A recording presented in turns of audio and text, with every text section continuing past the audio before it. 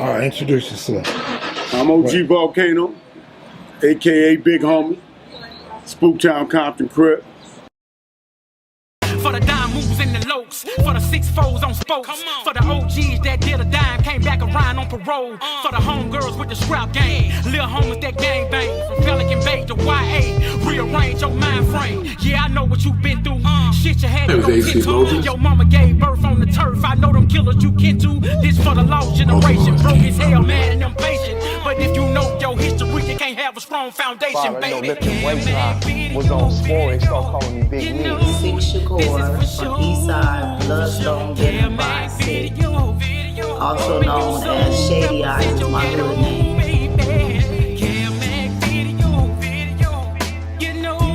Man, the kid that got to be put on problem, man, nigga, do you.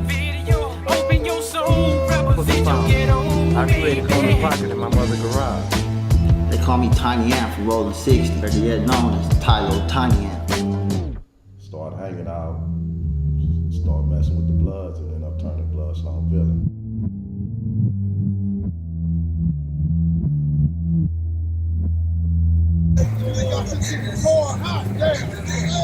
Turtle went got his little sawed off, came out there, took one leap over the wall, and just started beating him on his car. How long you been living in Compton? Been living in Compton since 1969, July 4th, 1969. Where does your family migrate from? My mom, she from Louisiana, and my daddy from Texas. They've been out here since they was like 4 and 5 years old and stuff. What area did you grow up in? I grew up in Watts. I came from the projects, Jordan Downs projects. I lived in Jordan Downs for the first 11 years of my life. And then we moved to Compton in 1969. So you say when you moved to Compton in 1969, was it the town? You moved to Spook Town? We moved right, we've been the same address, And right what here in street Spook was Town. that? Reed Street, right off of Reed and Willowbrook. Reed Street. Yeah. So when you moved over there in 1969, was there any gangs? No, There was nothing. It was nothing. As a matter of fact, the white people, that's where we bought our house from. Yeah, and it was still white people here in Compton. Yeah. So at what point, so we got 69, so what point did you experience the gangs? The gangs was like in the early 70s. When I started going to Roosevelt and stuff, we knew of the Crips. We had heard of the Crips, Big Tookie and them. They was quite popular in LA, but it really hadn't hit Compton, you know. But as the years went on, people from LA started moving to Compton, people from Watts. A lot of the people that I grew up and went to school with in elementary school, they started coming to Compton. And then like around junior high school, that's when I first started seeing the gangs right here in So Compton. do you remember what year that was? That was like 72. 72. 72. So was the Grandies out at that point? The Grandies was out. I'd heard of the Grandies and stuff, and then you start hearing the Pyro noise, you know. Right. Yeah, you know, the Ludus Park, because we was going to school at Roosevelt, and it was cats that was from that side, and then you had the South Side, but they wasn't South Side at the time. What were they? They was US. They was South Park boys. And then I knew Bitter Dog Bruno. Me and Bitter Dog, our parents went to the same church, and I knew he was quite popular on the Crip side. You know, and I was running with Bitter Dog and stuff. And then I really got introduced to this Crippin' through Tookie. When Tookie came to Compton, and he started working for Bob Simmons, and the cats was going to school with us and stuff, and they was telling me that they lift weights with Big Tookie, you know, and he was a reputable. You know, and I was into lifting weights and the playing sports. And so I asked him, I said, you think he'll let me come over there and lift weights with him? And they was like, I don't know, when he come pick us up, I asked him. And I asked Tookie, and he let me come over there and start lifting weights with him. About 2 weeks into that, that's when they asked me to get initiated. Okay. And that's when I got initiated into the Crips, and then I started hanging out with Bruno and them and the Grandies. So was the town established at that point? The town wasn't really established. It was a couple of the homies, we established the town. So you're a founder? I'm one of the founding fathers of the Spook Town Compton Crip gang. So can you give me the other founders? All right, it'd be like Cartoon, my homie Skull, It was Tommy Rose, aka Dice. You know, my brother Cosmo.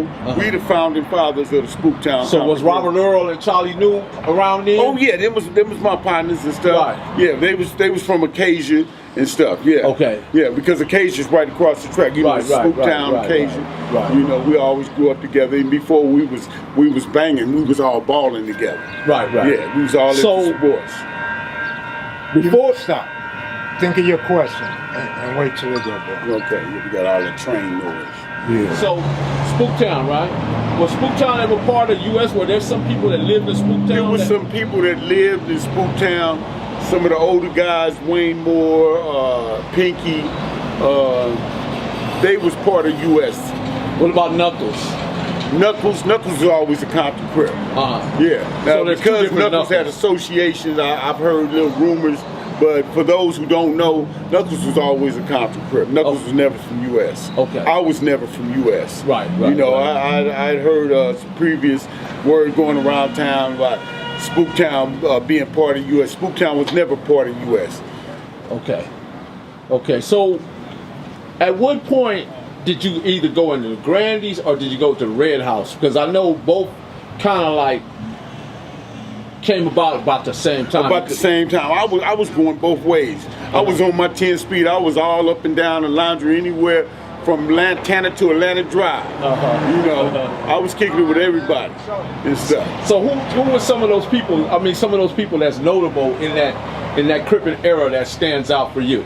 Well, like I said, Atlantic Drive, that was Big Joe D from Atlantic Drive. From Lantana, it was Big Marcellus, you know.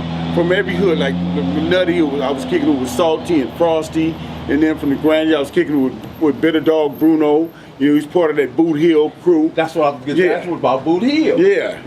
So this whole Alondra is basically you could say it's a Crip line. This is a Crip line, just like Rosecrans. You would say that's a bloodline and stuff. Yeah. Except for Santana. Except for Santana. No, you can't forget the Tanners. The exception to the rule. Yeah. Yes, sir. So growing up over here, did you have pit bulls? Did you raise pigeons? Did you ever get into that? Well, my brothers and them, they was into, like, I'm coming from an era where we had German Shepherds. Yeah, we went from the German Shepherds to the pet bulls, to the Rottweilers, and like that. Yeah, but my brothers and them, they had the birds and stuff. Yeah. So would you say that Reeves was like was it Reeves or Raymond the main street for? Reeve was the main street. Reeve and Caldwell was the main streets for Spooktown. Okay. The homie Cartoon stayed off of Reeve and Alameda, and his house was like the Crip house. Okay. Yeah. I tried to reach out to Cartoon a couple of times, and he would say that he just yeah. That was like the Mecca right then. Right. Everybody would come over Cartoon's house. Everybody from Mac Thomas to Big Tookie and so forth and so on, from the east side to the west side. And how's Cartoon doing these days? He's doing all right. He just recovered from cancer and stuff. He went out to Louisiana for a minute, and he's just now getting back out here. The Cartoon and his brother Bay Roscoe, Bay Roscoe, yeah, he's straight rider, original Spook Town Compton Crip gang. First time I ran into y'all was at Compton College, and then the second time was at Red House. Okay, yeah. I think y'all was up there just doing whatever you do. We ain't gonna get into that, but crippin'. Yeah, that's it. Crippin', one-on-one, man. The one-on-one stuff. Yes, sir. So, if you had to name some hand guys, and when I say hand guys, man, I ain't talking about the knockouts. I'm talking niggas that just go from the shoulders. Yeah, man. Yeah. Put them in. Yeah. You had cats like Head Honcho, Alvin Trasvan, to name a few. You know, just go from the shoulder cats and stuff. This made it look pretty and easy. Yeah, made it look pretty. You know what I'm saying? Yeah. See, we all grew. I know my era. I'm 62 years old now. But cats from my era, we born in the 50s and the 60s, we looked up to cats like Muhammad Ali. You know what I'm saying? We wasn't really pistoleros from back in the days in the 60s, growing up in the projects, you had to throw them things. We couldn't even afford guns back in the 60s. We might have had a switchblade, but it was mostly or a zip gun or a zip gun or something like that. Yeah. You know. Nothing more. Yeah. But mainly from the shoulder. Put these up, man. You had to, what you got. Yeah. Let's line up, man. Yeah, let's line them up.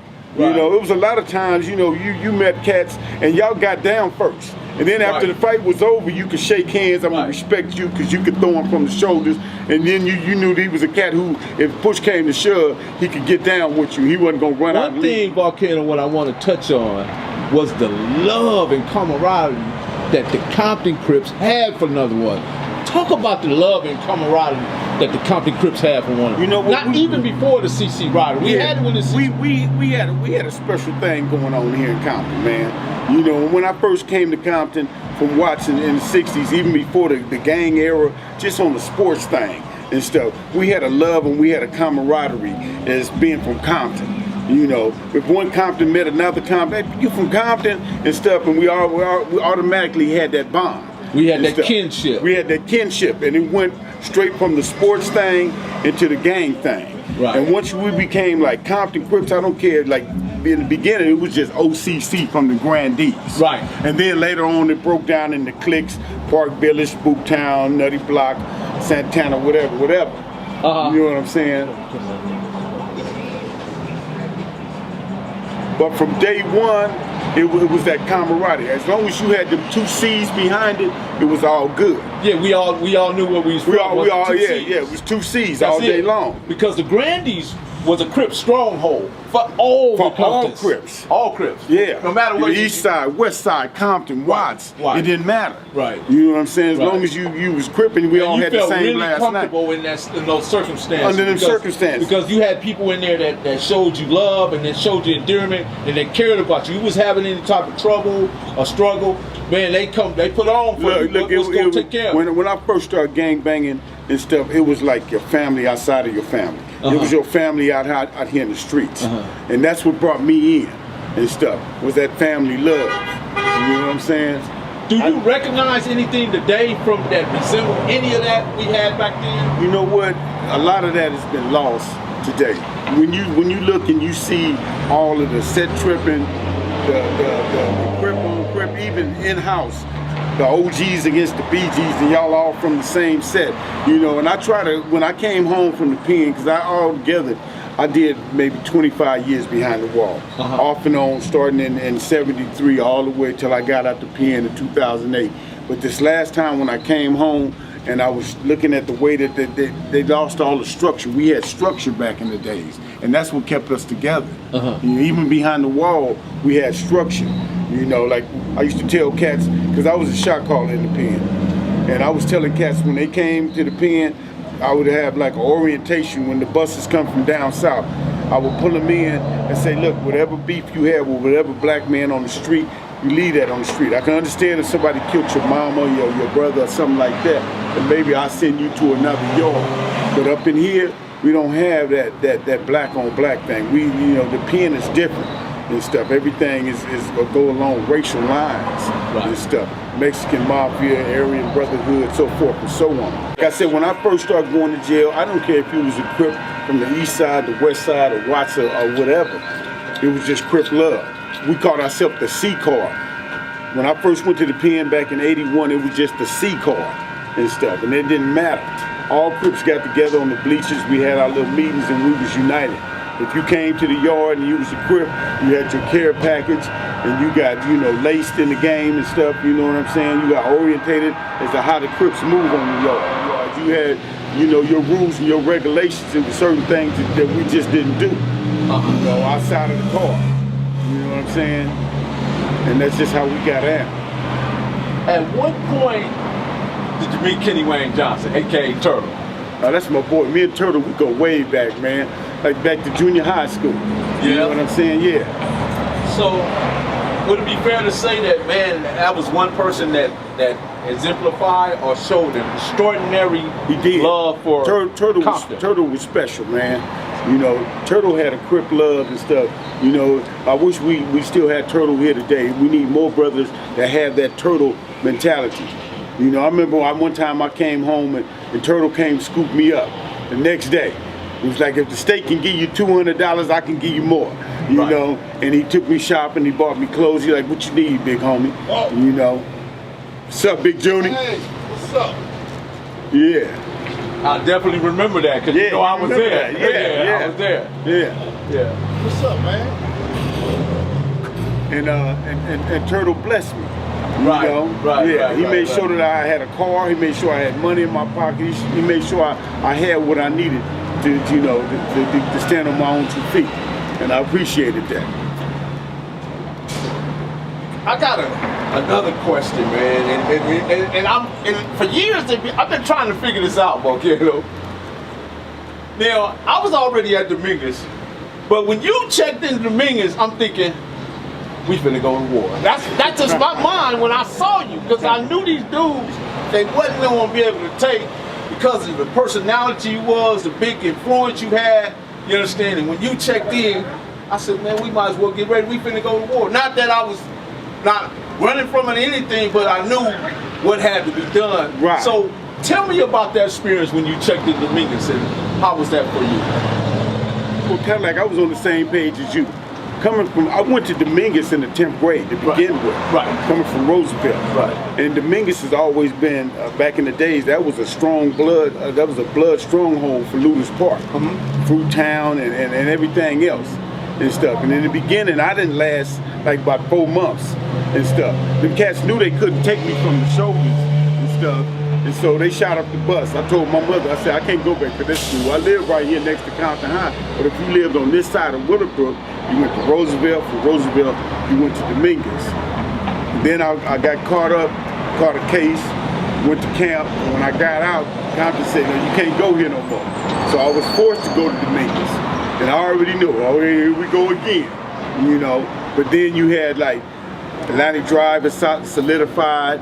You had Southside that was up in there. So I had homies that Crips had cut out a piece of. And so I was there for about a week.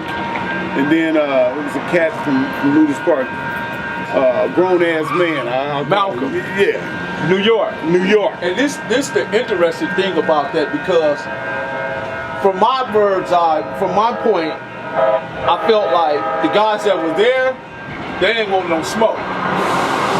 But so they brought in an outsider, and I think he regretted taking that challenge. Yeah, he was 22 years old. I was 16 at the time. Yeah. And he came up there during the lunchtime, and he walked up on me. I'm laying down on the grass talking to Dutch sister Karen Brent.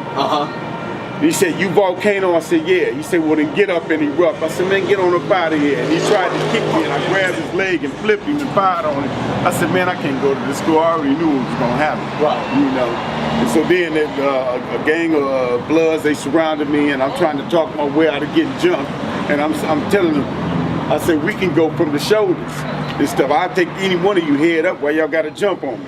You know, and they did. They didn't jump on you. No, they didn't jump on me and stuff, because I had my Crip brothers right there backing me up. Right. And stuff, you know. Then the security came, pulled me in the office and stuff, and then they was like, go on back out there. We want you to play football for you.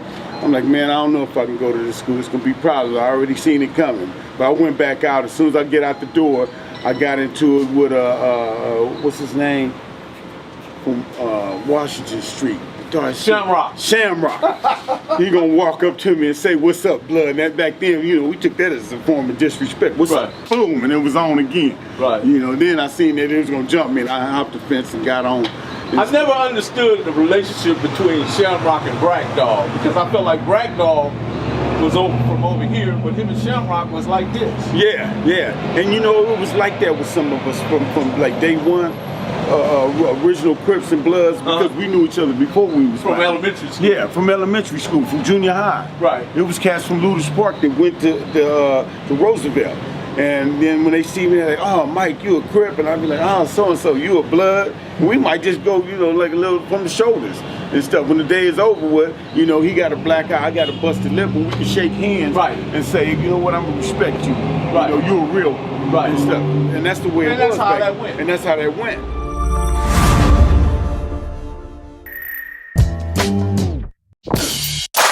This is Los Angeles.